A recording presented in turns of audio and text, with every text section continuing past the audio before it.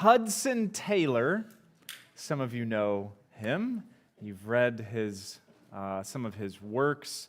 He was a missionary, well-known missionary, I think now, not so much in his time, in China. And he eventually began the organization China Inland Mission.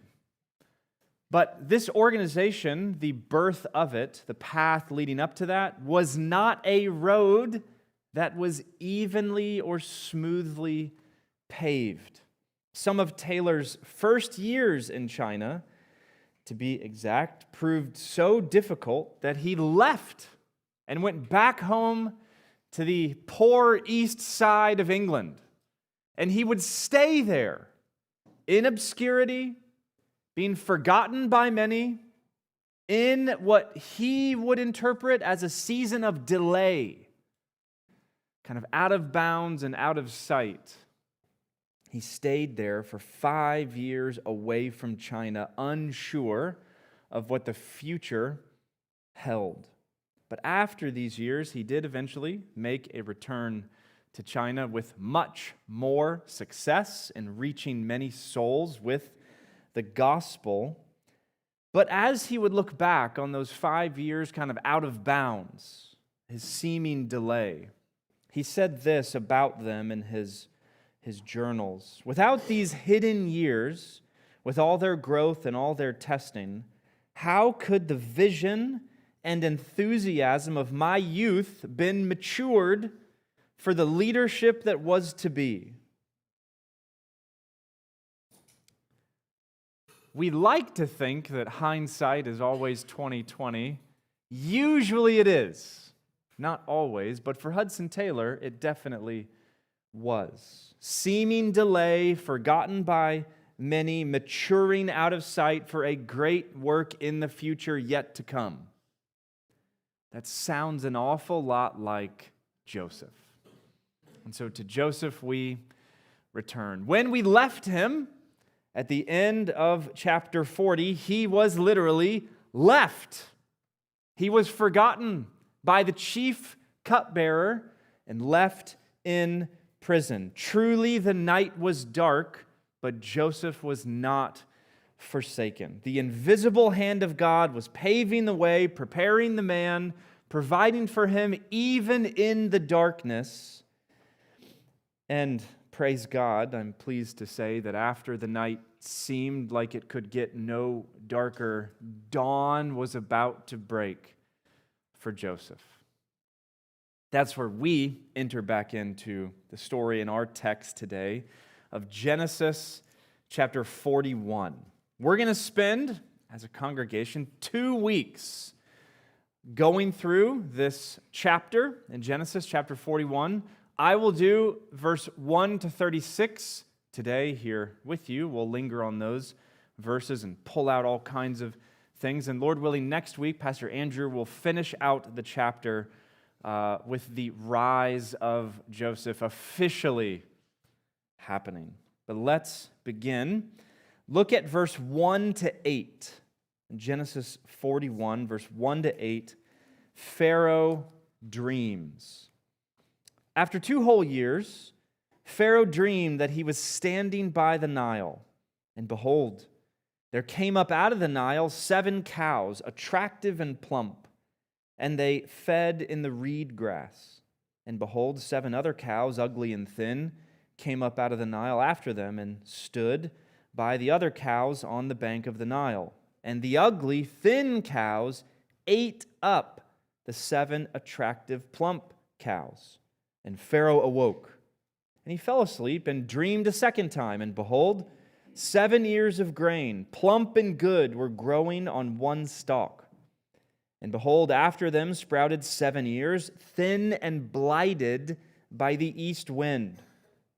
And the thin ears swallowed up the 7 plump full ears. And Pharaoh awoke, and behold, it was a dream. So in the morning his spirit was troubled, and he sent and called for all the magicians of Egypt and all its wise men.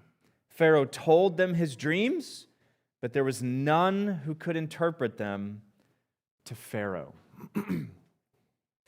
So as has happened before, many times in these previous chapters that lay behind us in Genesis, we find that chapter 41 begins in verse 1 with a reference to time. Sometimes we have known the exact amount of time that happens between these sequences of events. Sometimes we have not. It's just a general statement, sometime after this. But here, we do know the time. It has now been 2 years since the events surrounding the imprisonment and the release of the chief cupbearer and the chief baker, which is really to say it's now been 2 years since the chief cupbearer has forgotten Joseph after he interpreted his dream and it came about and he was released and put back into his position. Yet Joseph remained behind in prison. But as chapter 41 begins, we don't immediately begin with Joseph. We begin with Pharaoh, who dreamed a dream. One night, it says, he has 2 dreams. We saw them recounted for us in verse 1 to 7. In the first dream, Pharaoh is standing by the Nile River, and up out of the Nile come 7 big cows, well-fed, fat, and plump. These cows were feeding in the reed grass, which is the grass that's on the banks of the Nile, not quite out, and so they're up to their knees in the water, eating the grass. Then all of a sudden, 7 more cows come up out of the Nile River. These cows are the opposite of fat and plump. They are ugly and thin, or more according to the Hebrew literal meaning. These cows are evil in appearance. Pharaoh then sees these thin cows cannibalize the fat cows. That's what's going on in the dream, and then, which is followed by a detail we could probably understand in verse 4, he wakes up. But then he goes back to sleep, and he has another dream, very similar to the previous one. In the second one, he sees ears of grain, 7 of them. Again, the first 7 are fat and plump. And then he sees another set of 7 that it says are thin and blighted by the east wind. That word blighted, just think scorched or dried up. And as before, these thin 7 ears, these swallow up the 7 plump ears of grain. And then Pharaoh has that moment we can all understand in verse 7. He wakes up in that state where he cannot tell the difference between what's dream and what's reality. We've all been there. Sometimes you're there every time your alarm goes off. If it's early enough, you wake up. I know I do this very frequently. I wake up, it's a very early alarm, and I'm like, why is the alarm going off today? My first thought is, I'm late for church. I'm not prepared for a sermon. I'm like, oh, it's Tuesday. It's not Sunday. But that's where Pharaoh is in verse 7. He wakes up. He can't tell the difference between what's dream, what's real. He realizes it's all a dream, and he is troubled nonetheless. As verse 8 says, in the morning his spirit was troubled. In this comment, we see much of what we have seen in recent weeks. We see it here again, the value and the high regard these Egyptians had for dreams. They were highly regarded, deeply respected as gifts from the gods and guidance from those gods. So just as the chief cupbearer and the chief baker in the previous chapter had a dream, being in prison, they were unable to get to an interpreter, so they then woke up, troubled in chapter 40, verse 7. So too is Pharaoh here in chapter 41, and for good reason. This is not a pleasant set of dreams. Both dreams began well, and both ended in violence as evil, empty things consumed good, plentiful things. So what did Pharaoh do? Well, he called for Gandalf, Saruman, Radagast, Palando, and Alatar. Some of you. Everyone should know who this is. Dumbledore or Merlin. He calls all these guys. He calls the magicians, the wise men of Egypt, to interpret his dream, but none could. We'll talk about that, what that means. But for now, Pharaoh has dreamed. Then see in verse 9 to 14, our next heading, Joseph remembered. Verse 9. Then the chief cupbearer said to Pharaoh, I remember my offenses today. When Pharaoh was angry with his servants and put me and the chief baker in custody in the house of the captain of the guard, we dreamed on the same night, he and I, each having a dream with its own interpretation. A young Hebrew was there with us, a servant of the captain of the guard. When we told him, he interpreted our dreams to us, giving an interpretation to each man according to his dream. And as he interpreted to us, so it came about. I was restored to my office, and the baker was hanged. Then Pharaoh sent and called Joseph. And they quickly brought him out of the pit. And when he had shaved himself and changed his clothes, he came in before Pharaoh. Well, word had likely gotten around the palace that Pharaoh had had a set of uninterpretable dreams that were very troubling to him. At this point in the narrative, in verse 9, we see the chief cupbearer come back into view by coming to Pharaoh and saying, I remember my many sins, my sins of years past, specifically of that time. Remember when I offended you, and you threw me and the chief baker into prison. Well, when I was in prison, I met a young Hebrew named Joseph who correctly interpreted my dream. And this is what he tells Pharaoh. So here, not only is Joseph remembered by the cupbearer, but being remembered by the cupbearer leads to Joseph being summoned by Pharaoh. He's remembered and he's summoned. Can you imagine what this would have been like for Joseph? Having been forgotten for so long, to hear and see royal officials coming down into the prison, and he's like, he's all kind of nasty. The image I have in mind is, remember what Robin Williams looked like in Jumanji in the beginning? After he was in in the board game Trapped for so long, and all of a sudden he's out. He's like straight up like a wildebeest looking like, and this is Joseph in prison.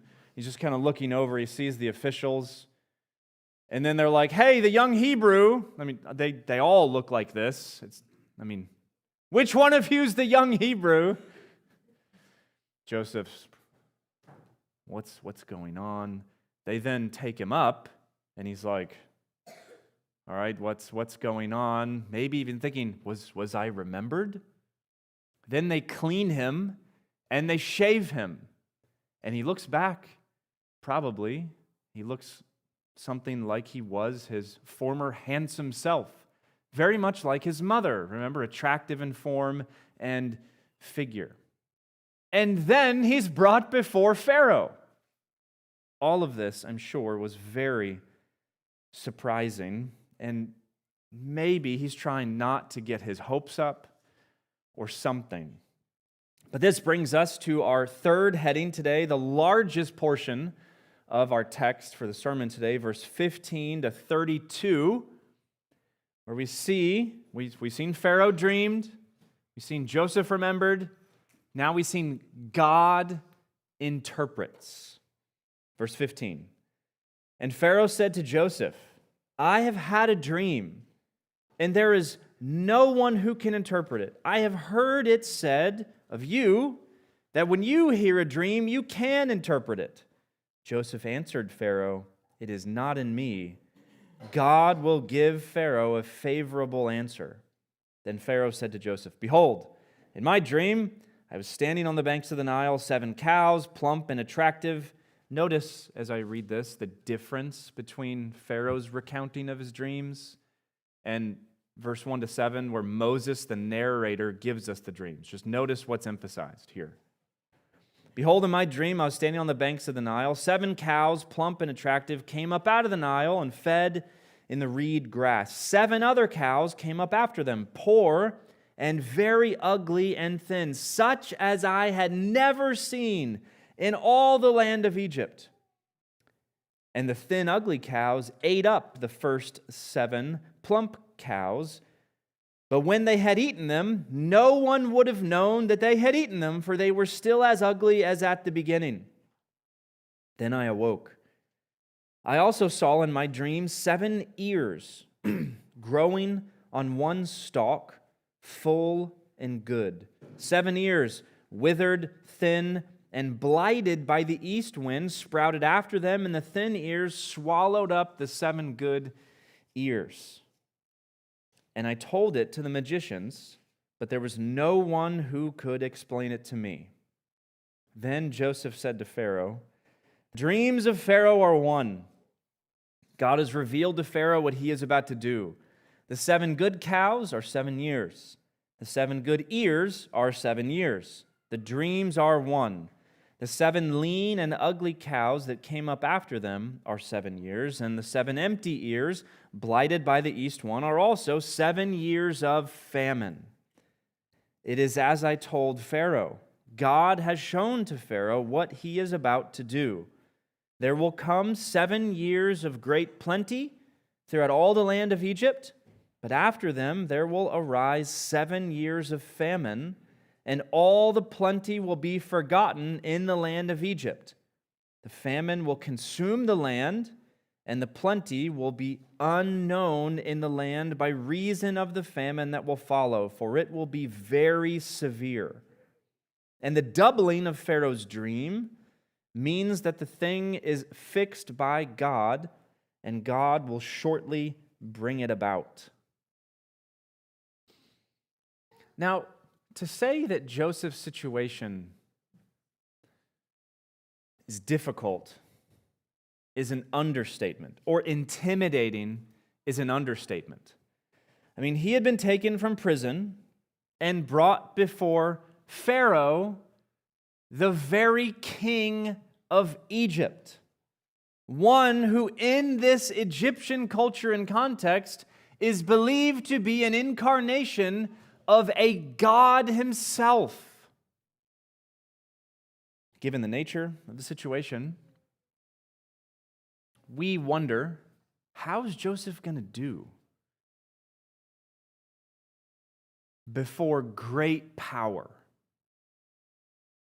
I mean, people generally, I think it's known from the news and political history that people, when they come before great kings and emperors and presidents, they are generally not themselves. They alter their appearance, they alter their demeanor to try to get in good with the one in power so that great good will then come to them. We understand this. Is this what Joseph's going to do? Will he change who he is based on who he is with? Or will he be the same man in the presence of great power that he was in the pit, in the palace, and the prison? That question hits us, I think, as we hear verse 15, that Pharaoh brings him in and was like, "I have dreamed dreams." And you wonder if Joseph, he's like, "Not again. I have dreamed dreams. No one can interpret them. I've heard that you can."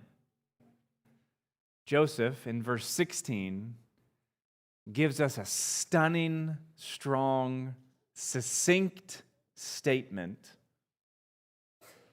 "It is not in me. God will give Pharaoh a favorable answer." This answer to Pharaoh in verse 16 is very similar to Joseph's answer to the cupbearer and the baker from chapter 40, verse 8. After their dreams and their spirit is troubled, and they share that with Joseph, that they don't have anybody to interpret this, Joseph says, "Do not interpretations belong to God? Tell them to me." This statement, though, in verse 16 here in our chapter, our text today, is a stronger statement because of who it's told to. Not only is Joseph clearly, notice, pointing away from himself to God, but this is a statement of what God can do. It's a statement of who God truly is against all the gods of Egypt. And that Joseph said this to a man who believed himself to be an incarnation of an Egyptian deity. He is making a contrast. In his statement, it is not in me, but God will give Pharaoh. Meaning, God and Pharaoh are not the same person. Very similar to Jesus' own statement when the Pharisees were trying to trap him. Who should we pay taxes to? Or should we pay taxes to Caesar? And he says, give to God what is God's, and to Caesar what is Caesar's, meaning they are not the same. And so, in a sense, Joseph is implying that God, the true God, is greater than Pharaoh.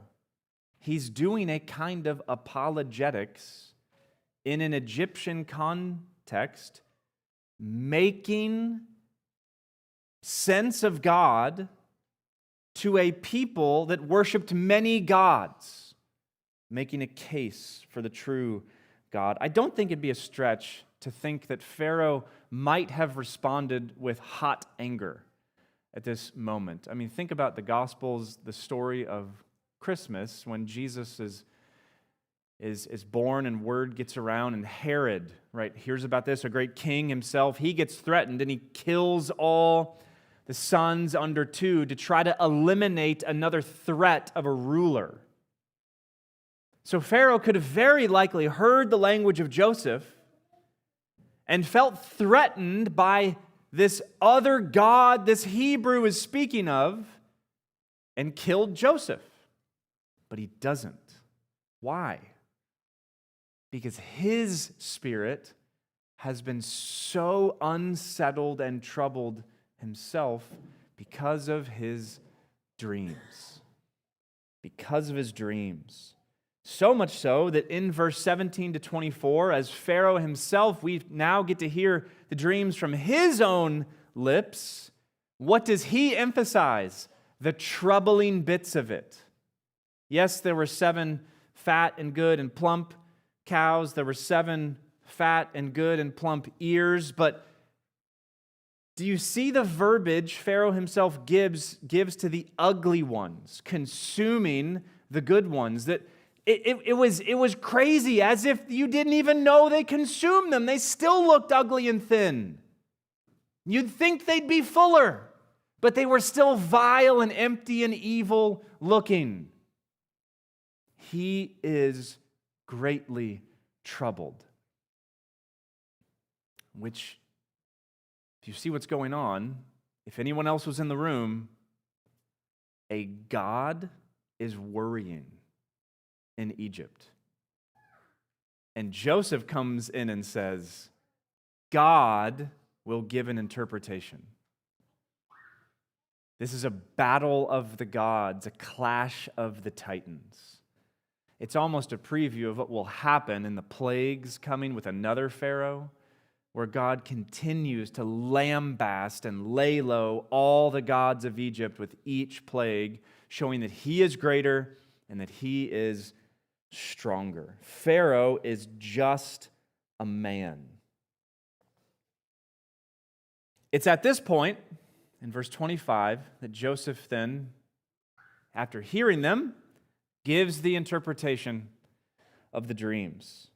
That through these dreams, he says, God is showing Pharaoh what he's about to do. These dreams that were 2 are really one and the same, referring to the same thing. The 7 fat and good cows and the 7 good ears are 7 years. And the 7 ugly and thin cows and the 7 thin ears are also 7 years, and Joseph points out, meaning ahead of us there will be 7 good years of abundant harvest and plentiful taking in of grain to feed all the people. 7 years of abundance are ahead of us. That will be followed not just by 7 years of lack, but by 7 years of such lack brought about by famine and severe famine that no one's going to remember the abundance before. A severe famine is coming. The second 7 years. This, Pharaoh, is what God is about to do. Which, again, church, would have been a loud megaphone to Pharaoh that he is not the one in charge of the ultimate fate of Egypt. God is, not Pharaoh. The future of this nation doesn't depend on him, but on God, who rules and reigns over all the nations. So God, then, is the true Lord of Egypt, who will ever and always bring his will to pass. But Joseph doesn't stop there. He keeps going. This is our final heading of the text today. Verse 33 to 36, Joseph plans. Now, therefore, let Pharaoh select a discerning and wise man. You wonder what he looks like as he's saying this. Let Pharaoh select a discerning and wise man. Can I come out of prison yet? Probably what he's thinking. And set him over the land of Egypt. Let Pharaoh proceed to appoint overseers over the land, and take 1/5 of the produce of the land of Egypt during the 7 plentiful years. And let them gather all the food of these good years that are coming, and store up the grain under the authority of Pharaoh for food in the cities, and let them keep it. That food shall be a reserve for the land against the 7 years of famine that are to occur in the land of Egypt, so that the land may not perish through the famine. So here in these final verses of our passage today, I think we now get the details on why the former interpreters failed Pharaoh. Back in verse 8 of chapter 41, we read how Gandalf and Saruman and Radagast and Dumbledore could not give Pharaoh the interpretation of the dreams. I, for one, this is debated, but here's where I'm at. I don't think this means they failed to give an attempt. I think they made an attempt, and not only was it not favorable to Pharaoh, there was no practical instructions to it as well. This is exactly what Joseph does, though. He gives the interpretation, he tells him what God's about to do, and he does more. He gives instructions about what God is going to be doing in the 14 years ahead of us, and what we should therefore be doing in the 14 years ahead of us. He tells what the dreams mean and tells what we should do because of the dreams, which then leads Joseph to saying, choose somebody wise and discerning to be the administrative head over this project so that it will succeed, that we can then have 1/5 of all the harvest that we're about to take in these next 7 years of bounty. We can save them up like each city gets its own silo so that we have reserves for the famine that's approaching. So what will Pharaoh do? So we hit the pause button in our chapter today. Will he take Joseph's advice, or will he do something else? And what will Joseph do? What will happen to him? Will he be the discerning man? Well, that we'll look at next week in the rest of the chapter. For us now, I think there's a great lesson for us to see in verse 33 to 36 in Joseph's wise plans to Pharaoh. On one hand, we have seen in these dreams that God is the sovereign one over Egypt. God, as the sovereign one, is the one who has determined what will happen to Egypt.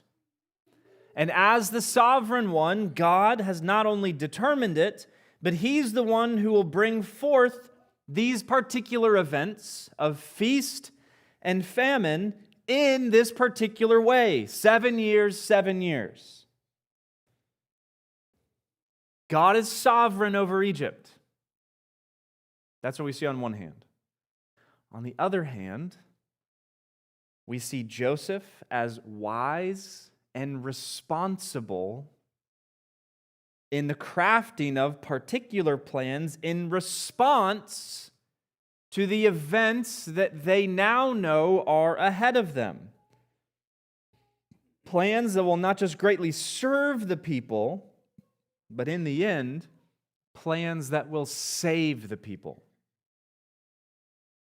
So we see both in this text full sovereignty from God and full responsibility in man. And we ought to affirm both. Have you ever thought about this?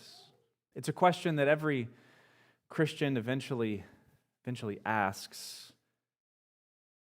When you learn about God's sovereignty and read things in Scripture about how nothing can thwart His purposes, nothing can stay His hand or frustrate His counsels. And so you start to ask the question, well, how sovereign is God? And if you just keep reading the Bible, you're like, whoa, He's really sovereign. What does that mean for me? Am I responsible? Or should I really embrace fatalism? What will be, will be. Whatever. I can just sit back and God will do everything. The church does silly things in response to God's sovereignty and man's responsibility. I've done these silly things. I'm part of the church. We do silly things. Some of us make sovereignty and responsibility a matter of debate. That's what we do. We just think this is a matter for argument. And it's fun because we can really get at this and people can really get at each other in this. That God's sovereignty is something that just exists out there in the realm of argument and debate and is not what it really is, a reality that ought to be fuel for the fires of worship. And then we look at responsibility, and rather than embracing it as it is, something that's just normal obedience, we see it as just something that's, no, I don't think I'm going to really do that. This is just a matter for argument and debate. I'm not responsible if God's that sovereign. We make it a matter of debate rather than a matter of worship and obedience. Some of us do that with this, and we're wrong to do that. Others of us, we like to be polarizing in this. Meaning, we like to camp out on one side of this debate and think that's the only side that matters. If you were really biblical, you'd get on this side as well. Meaning, some will affirm and so emphasize the sovereignty of God that it really does make man not responsible at all. And that's really their view. It does not matter what you do. God is sovereign and He will do it on His own. Amen. While others will err on the other side and affirm and so emphasize the responsibility of man that God cannot be sovereign because God cannot move unless I obey, which really makes man more sovereign than God, though we're truly responsible. We should not err on either side of this silliness. God is fully sovereign, and man is fully responsible. We see that here in the passage. Literally, the fact that God has determined these seasons of feast and famine for Egypt in his sovereignty for Joseph is the very fuel for his responsibility and the making of plans to ensure people remain alive. For Joseph, these are not contradictory. Sovereignty fuels his responsibility. Is that how it works for us? For you, it ought to. It ought to be like that. And I think that the highest passage, if we're going to go to the Everest of this issue, sovereignty and responsibility, there's only one place to go. It's Acts chapter 2, verse 22 and 23, where Peter, preaching at Pentecost, says this: "Men of Israel, hear these words. Jesus of Nazareth, a man attested to you by God with mighty works and wonders and signs, that God did through him in your midst, as you yourselves know. This Jesus was delivered up according to the definite plan and foreknowledge of God. This Jesus you crucified. The hands of lawless men." What a passage. Held in there, it's crystal clear that Jesus, our Savior, the one we sing to, pray to, seek to see in all of life and all the Scripture, he came to the cross for sinners to save sinners according to the definite plan of God. That is full sovereignty. The cross was not plan B. It was plan A since before the foundation of the world, since before the fall, and there was ever a need to be saved. This is all plan A. That's full sovereignty in view. But it's also crystal clear in Peter's words that the men who crucified him are guilty for crucifying him. This Jesus delivered up according to the definite plan of God, you crucified, you lawless men. So, church, let's be biblical. In a Joseph-like spirit, let's embrace both full sovereignty for God and full responsibility for us. And with that note, I think we ought to remember Hudson Taylor at the beginning, who experienced God's sovereign delay.